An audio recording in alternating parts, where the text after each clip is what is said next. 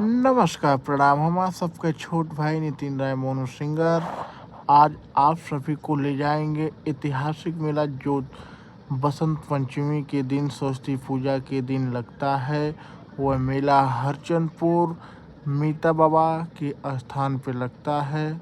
आओ आपको ले चलेंगे उस मेला का आनंद, वहाँ पे कितनी भीड़ और ऐतिहासिक मेला आपको चलते हैं दिखाते हैं।